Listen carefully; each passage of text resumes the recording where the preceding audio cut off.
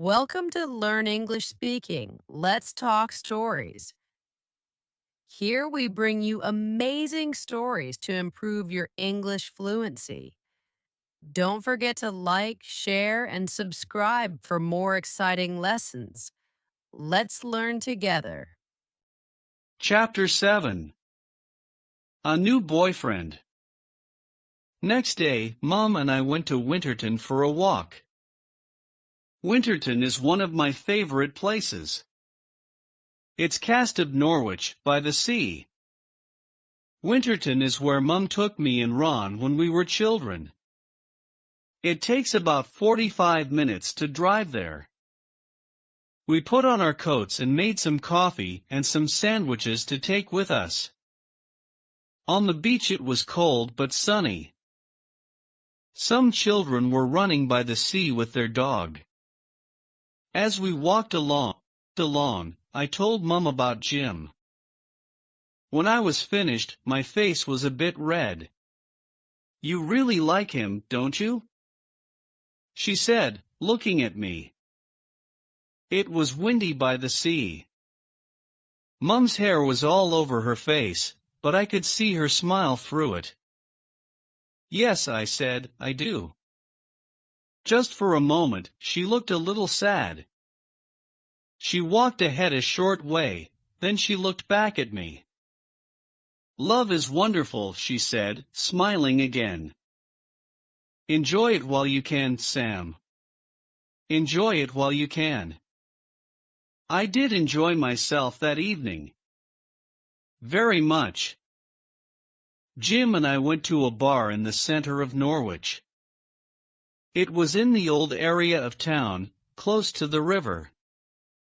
There was a pool table in the bar. I like playing pool. Ron taught me how to play years ago. Now I'm better than him. Jim saw me looking at the pool table, and the next moment he was putting some money into the side of it. We played and I won easily. It only took 5 minutes. My last boyfriend got angry when he lost. But when I looked at Jim I saw that he was laughing. I liked that. "Very good," he said. "But my snowballs are better than yours." Then he looked at me. "Can you understand me?" I smiled. "Yes," I said. "I can understand if you speak slowly." "Can you understand me?" Jim smiled too. "Yes," he said, "I can understand you very well." We sat down together at a table, and for the next 2 hours we talked. Most of the time we spoke to each other, and sometimes we wrote things down. I didn't think about how we were talking. I was too interested in what we were saying. This was what I found out about Jim. He was 21 years old, and he was studying English at university in Norwich. This was his last year as a student. His family lived in Derbyshire, in the middle of England. He had a brother of 25, a sister of 17, and a dog called Sky. He liked walking in the hills near his family home. He told me that in winter the hills were often white with snow. Winter was his favorite time. Then he told me the only 2 things he didn't like about Norfolk: there weren't many hills, and it didn't snow very often. Mum has told me that people who live in different places in England sound different when they speak.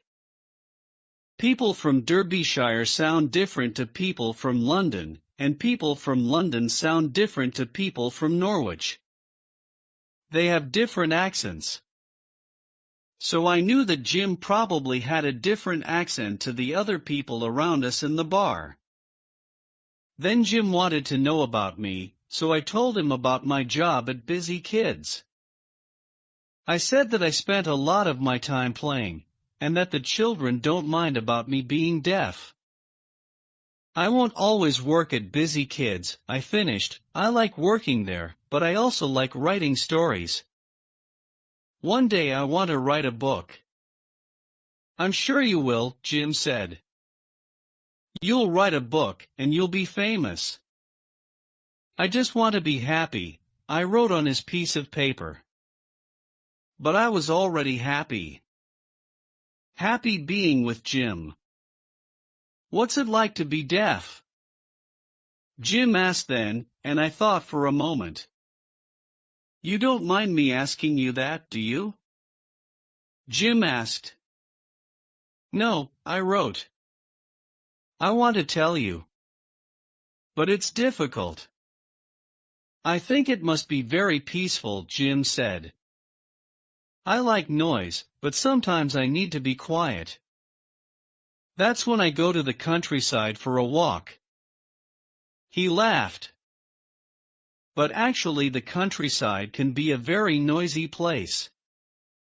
There are cars and animals and birds singing. Mom likes listening to the birds sing, I told him. Yes, I do too, he said. And the sound of the wind in the trees. Sometimes my world is too quiet, I said, and Jim touched my hand. Don't be sad, he said, and I smiled.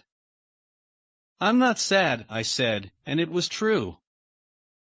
I was very happy, being with Jim. I think being deaf is a bit like swimming underwater, I told him. You know, when you're swimming, and you look up through the water. Everything looks different. The water changes everything. Jim moved his chair near to mine and took my hand in his. Fish always live in the water, he said. It's all they know. Yes, I said, and I knew he understood what I was trying to tell him. Fish don't know that the water makes things look different. When the bar closed, Jim walked home with me. He had his bicycle with him. It was dark, so I couldn't read his lips, but I didn't mind. It was nice just to be with him.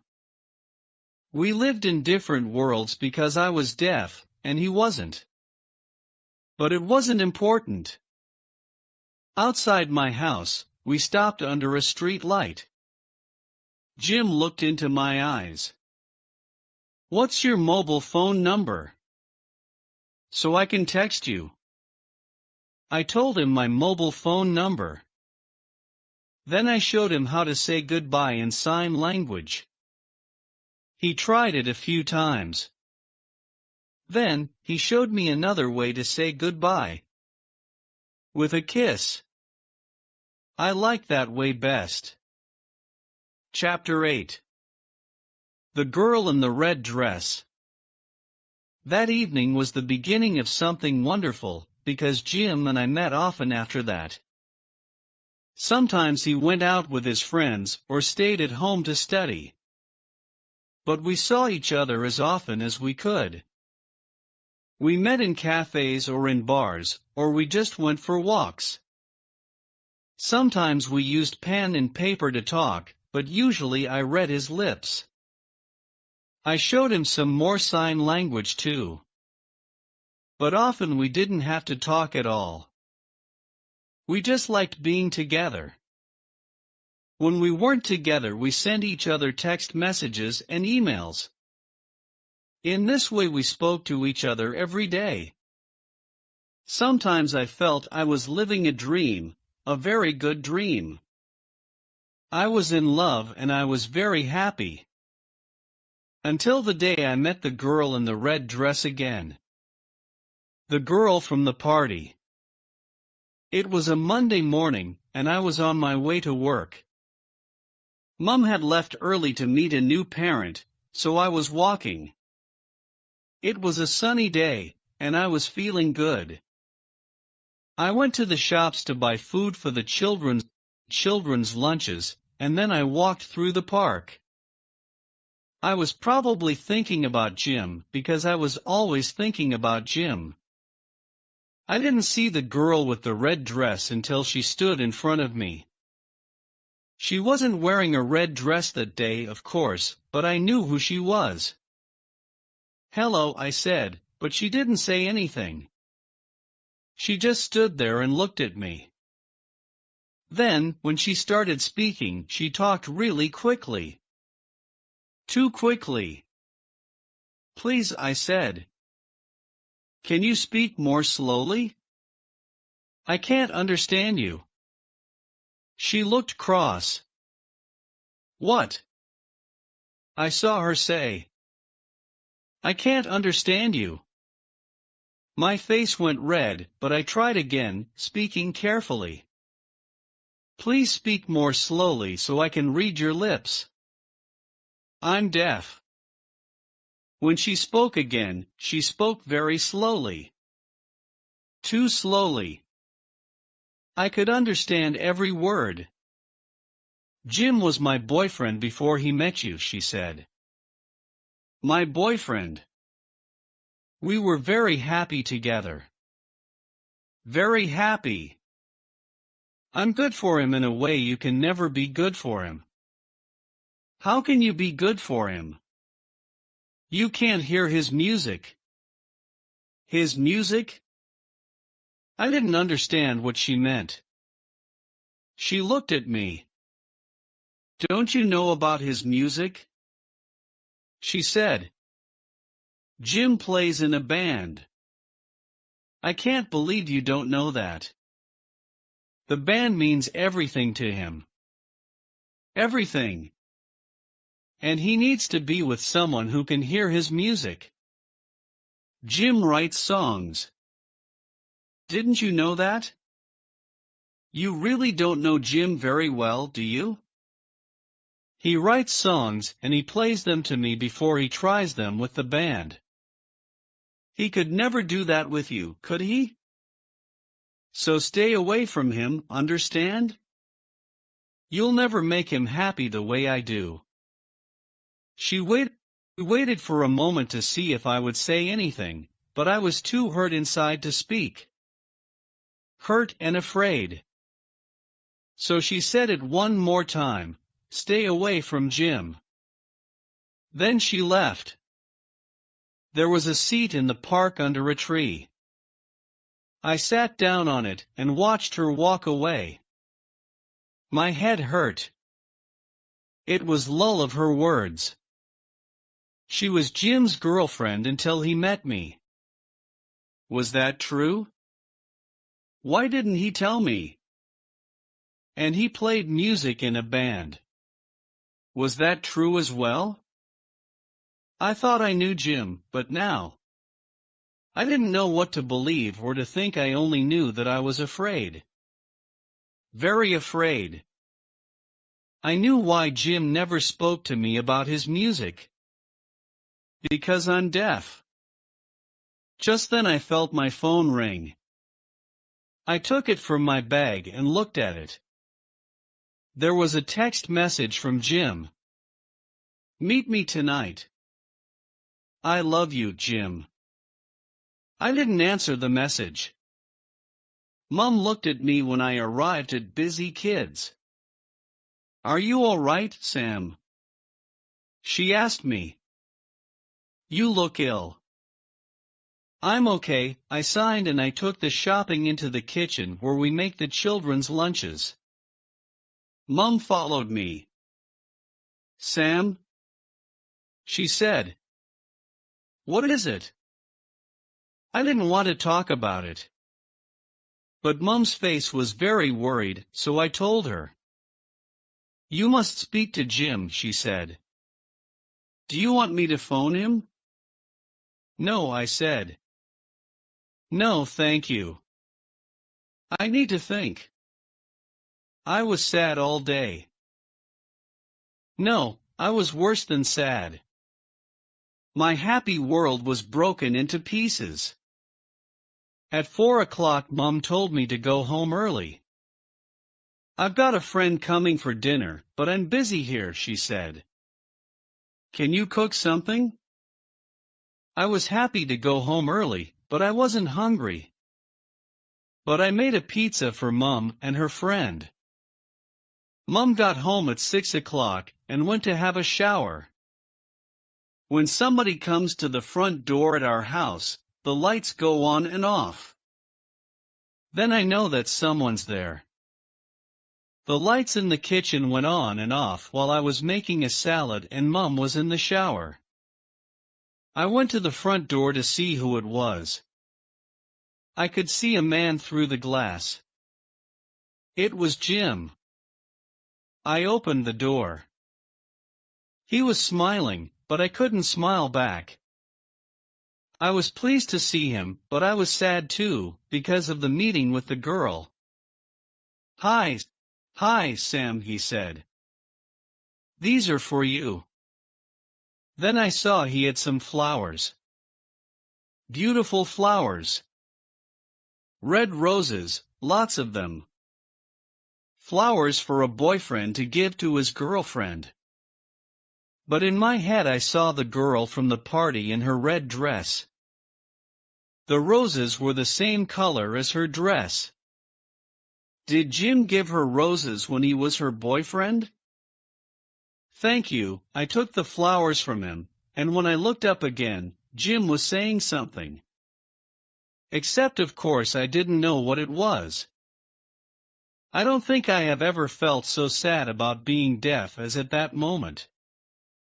Jim took the flowers back from me and put them down on a table inside the house.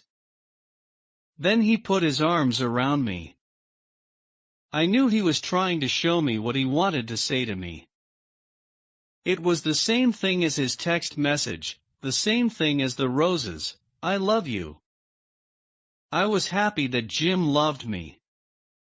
But I was still sad because I knew love wasn't enough. Chapter 9. Pizza and Talking. When I was about 15 years old, my favorite books and films were all love stories. The stories were all the same. There was a man, the hero, and a woman, the heroine. They met. But there was always a problem which meant they could not be together at first. Perhaps the hero was hurt by love in the past and didn't want a girlfriend now. Or the heroine had an important job and didn't have time for a boyfriend. Anyway, these books or films always finish in the same way. The hero and the heroine know that they are in love, so the problems aren't important. The only important thing is their love. When we tell children stories we often finish, and they were happy ever after. It's the same with love stories. The hero and the heroine are always happy ever after. Happy together always with no problems. But real life is different to stories, and I'm not a heroine. Anyway, I read hundreds of those books when I was 15, and there was never a story about a deaf girl with a boyfriend who played music. I moved away from Jim as Mum came down the stairs. Her hair was wet, but she was smiling at Jim. I soon saw that he was the friend coming to dinner. I don't want you to be sad, she signed to me while Jim put the roses in some water, so I phoned Jim and asked him to dinner. After we've eaten, you can tell him why you're sad. And until then, I can find out more about him. She was smiling like the children in the busy kids' nursery smile sometimes. When they've done something a little bad. I don't usually feel angry with the children, and I couldn't feel angry with Mum. While we ate the pizza, Jim and Mum talked. Mum laughed a lot. I knew she liked Jim. Of course she liked Jim. Sometimes Mum signed to me to tell me what she and Jim were talking about, his studies at university, his family, her days as a musician with the Sweet Pepper Band. Jim's father plays guitar, she told me. He was choir famous when he was a young man. Isn't that interesting? Mom was like a young girl. She was having fun talking to Jim. But I sat quietly, watching them. I didn't eat very much. I wasn't hungry. I think Mom was asking Jim more questions about his family. But I just felt sad that I didn't already know about his father being a famous musician. After 2 months of being Jim's girlfriend, I didn't know his father was a famous musician. I didn't know about Jim playing in a band. And I didn't know that the girl from the party was his girlfriend before me. What else didn't I know? I'm going out now, Mom said to me after dinner. I'll wash the plates when I come home. You stay here and talk to Jim. I saw her say goodbye, and then she left. I took Jim's plate. Do you want a coffee? I asked him. No, thank you, he said. He was looking at me, waiting, but I didn't know what to say or how to begin. I only knew that I wanted to sign to him what I was thinking and feeling. I wanted him to understand signing. Signing is my first language, and I wanted to talk to him about the girl from the party in my first language. Jim waited until I was looking at him. Your mom told me what happened, he said. She told me about Lauren. So, I thought, that's what she's called. Lauren. I didn't like her, and I didn't like her name. Sam, Jim said, Lauren wasn't my girlfriend when you and I met at the party. We did go out together for a few months, but that was last year. We're just friends now. Or we were friends. Oh, I'm so angry with her for hurting you. I didn't think Jim would lie to me. But he didn't tell me about his music.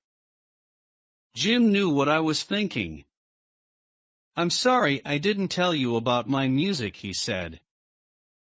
You didn't tell me because it's a problem, I said, but he didn't agree. No, he said, that's not true. Yes, it is, I said. I told him he loves music and I can't hear music. It's a big problem. I told him he doesn't want a deaf girlfriend, he wants a hearing girlfriend. But now Jim couldn't understand me. I wasn't speaking very well because I was angry and sad. So I wrote it down for him. You want a girlfriend who can hear your music. I'm not good for you. Jim's face was very sad. Don't say that, he said. It isn't true. I know what I want, and that's you. You are good for me, Sam. You're very good for me. When I didn't answer, Jim started to write again. I want to be with you, Sam. I want to be with you too. That's what I wanted to write. But I didn't because I couldn't forget Lauren's words. Maybe Jim did want me. Maybe Lauren just wanted to hurt me. But her words were true. I could never know Jim, the man who played music. So, could I ever really know Jim? Chapter 10. Jim's Band. Jim went home after that. I told him to go because I needed to think. Before he went, he wrote something down and gave it to me. I read it after he left. It said, I believe that sometimes it's more important to feel than to think. We love each other. Don't forget that. I didn't forget it. I thought about it all the time. But I also remembered Lauren's words. And Jim's music. It was the worst time of my life. Mom knew I was sad. Take a holiday from work, Sam, she told me. Visit Ron in London. I thought it was a good idea. I always had fun with Ron. So I went. But it's difficult to have fun with anyone when your world is in pieces. I was in London, not Norwich, but I still was thinking about Jim. I wasn't having fun at all. And I soon saw that Ron and his friend Mary were boyfriend and girlfriend now, not just friends. Ron felt bad about Jim and me. He tried not to be too happy about Mary when I was there. He didn't want me to feel worse. But every time he looked at her, he smiled. And I understood. Of course I understood. Until a week ago it was the same for me. I felt happy every time I looked at Jim. But not anymore. A few days later, when it was time for me to catch the train home, Ron took me to the station. We stood together on the station platform with hundreds of people hurrying to work around us. Ron signed to me, "Sam, I don't think of you as my deaf friend," he said. "I think of you as my kind, funny friend. I'm sure it's the same for Jim." "I'm so lucky to have you as my friend," I told him. We kissed and said goodbye, and then I got on the train. I wanted to believe Ron, but Lauren's words were always in my head. Jim wants to be with someone who can hear his music. I knew it was true. When I got home, Mom looked at me. She saw in my face that nothing was different. "Send Jim a text message, Sam," she said. "Please. Speak to him. I hate to see you like this." "I can't, I told her. She looked at me for a long time. "Do you know what I think?" she said. "I don't think this is about Jim at all. I think it's about your father." I looked at her, but I didn't say anything. I wanted to know what she meant. "I didn't want to tell you this," she said, "but now I think it's best." Mum's face was sad, and I felt afraid. "What is it?" I asked. She closed her eyes for a moment. "Your father left us because he met another woman, a woman who didn't have any children, and who thought your father was wonderful. She didn't want to play guitar or have children. She only wanted to be with him. Sam, your father didn't leave because you were deaf. He left because he didn't want to be a father to any child." Mum was very sad now. She was crying and her face was wet. I wanted to put my arms around her, but she started signing again.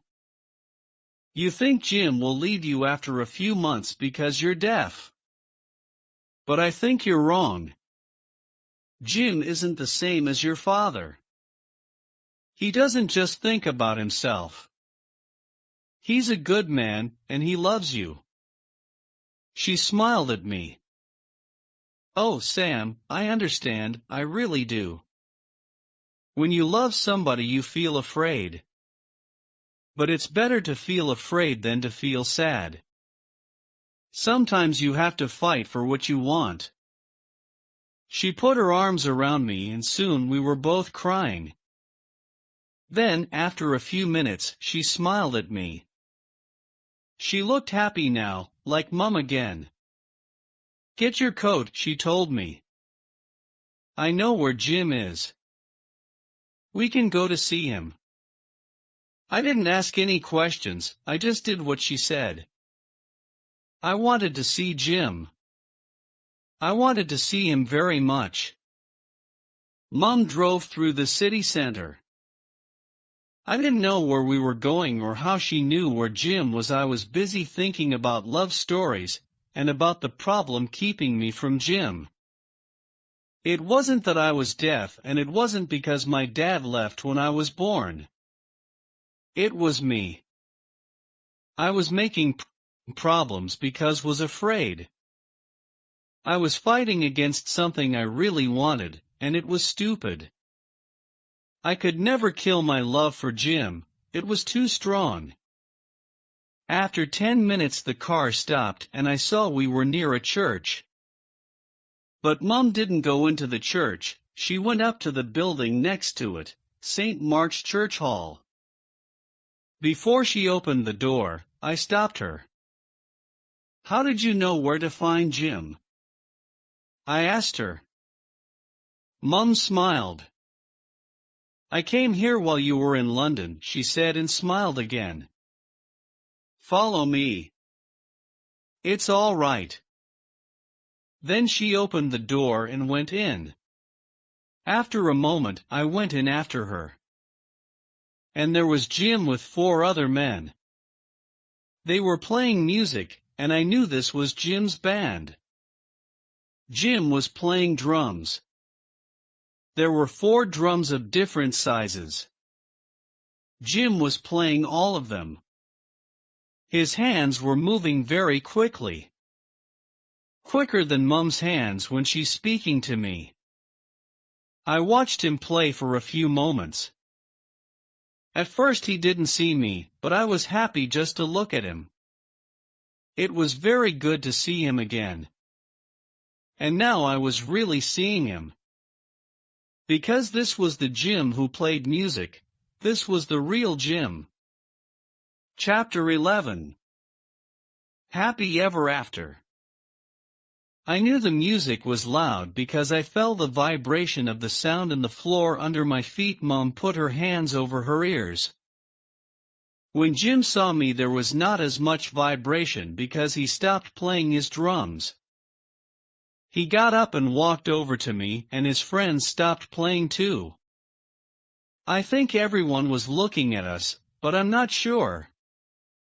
All I remember is Jim's smile and the love in his eyes before he kissed me. As I kissed him back, I forgot to be afraid. This was Jim, and I loved him. There was nothing to be afraid of. After a few moments he moved about a meter away and started to sign to me. He made some mistakes, but I understood. Just as he understood when I spoke to him. And I remembered his fast hands on the drums. There was no problem. This is what he signed to me. "Your mum taught me some sign language. Now I'll teach you to play drums. Come with me." Before I could answer, Jim took my hand in his. We moved to stand with his friends. Mum was smiling at me. Everyone was smiling. Jim stood behind me and his hands were on my hands, and then I was playing the drums. And the vibration traveled from the drums to my hands and up my arms to my head. It was wonderful. As wonderful as my small hand on the front of Mum's guitar. The end.